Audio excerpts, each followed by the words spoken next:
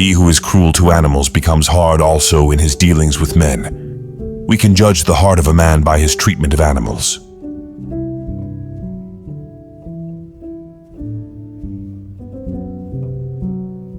Act in such a way that you treat humanity, whether in your own person or in the person of any other, never merely as a means to an end, but always at the same time as an end.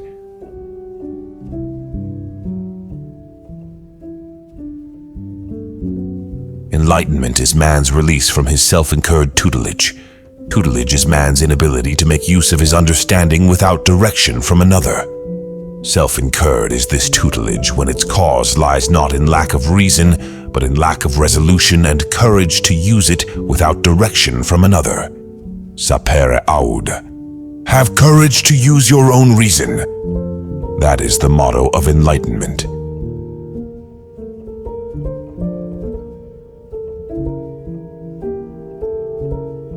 Look closely. The beautiful may be small.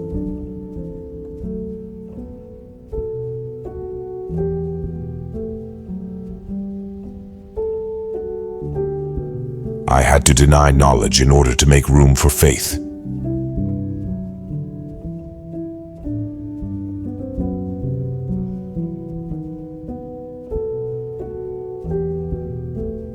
One who makes himself a worm cannot complain afterwards if people step on him.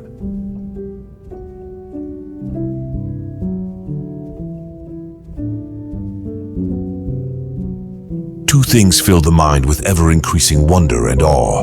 The more often and the more intensely the mind of thought is drawn to them, the starry heavens above me and the moral law within me.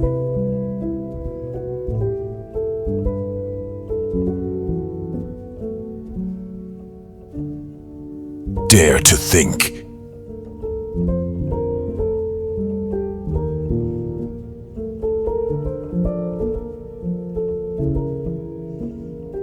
All our knowledge begins with the senses, proceeds then to the understanding, and ends with reason.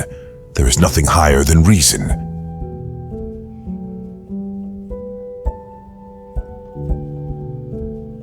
Two things fill the mind with ever new and increasing admiration and awe, the more often and steadily we reflect upon them, the starry heavens above me and the moral law within me. I do not seek or conjecture either of them as if they were veiled obscurities or extravagances beyond the horizon of my vision. I see them before me and connect them immediately with the consciousness of my existence.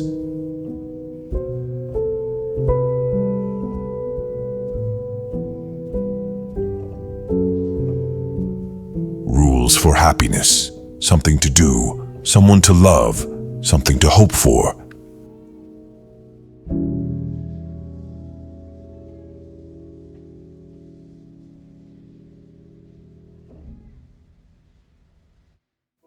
Whereas the beautiful is limited, the sublime is limitless, so that the mind in the presence of the sublime, attempting to imagine what it cannot, has pain in the failure, but pleasure in contemplating the immensity of the attempt.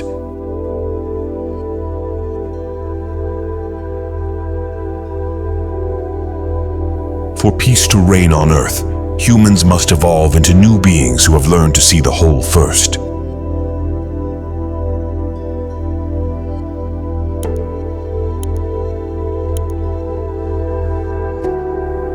Out of the crooked timber of humanity, no straight thing was ever made.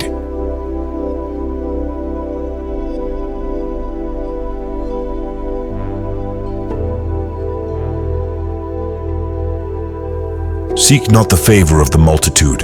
It is seldom got by honest and lawful means.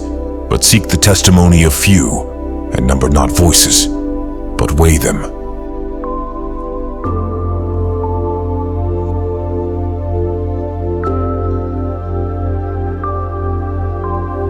Genius is the ability to independently arrive at and understand concepts that would normally have to be taught by another person.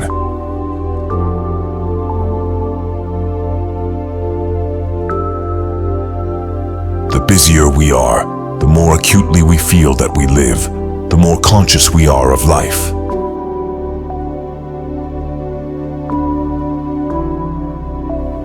Laziness and cowardice are the reasons why so great a portion of mankind, after nature has long since discharged them from external direction, nevertheless remains under lifelong tutelage, and why it is so easy for others to set themselves up as their guardians.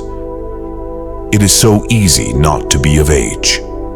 If I have a book which understands for me, a pastor who has a conscience for me, a physician who decides my diet and so forth, I need not trouble myself. I need not think if I can only pay. Others will easily undertake the irksome work for me. That the step to competence is held to be very dangerous by the far greater portion of mankind.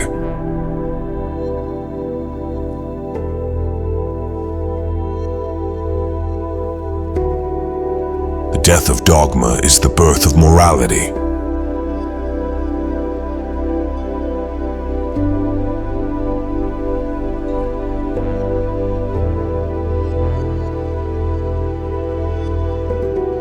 But only he who himself enlightened is not afraid of shadows.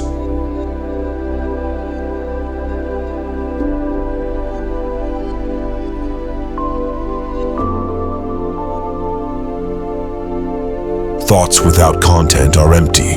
Intuitions without concepts are blind.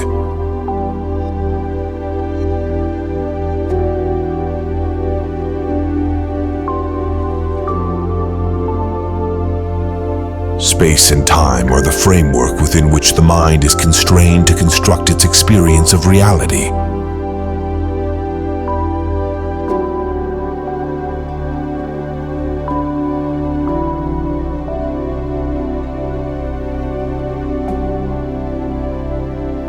Have patience while slanders are not long-lived. Truth is the child of time. Here long she shall appear to vindicate thee.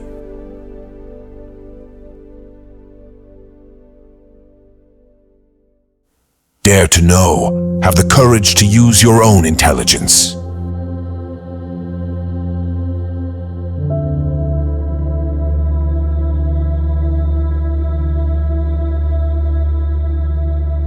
The reading of all good books is like a conversation with the finest minds of past centuries.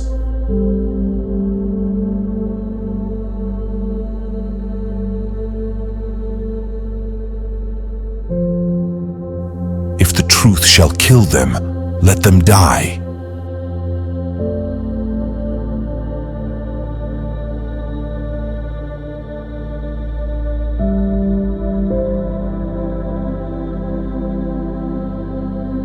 We are enriched not by what we possess, but by what we can do without.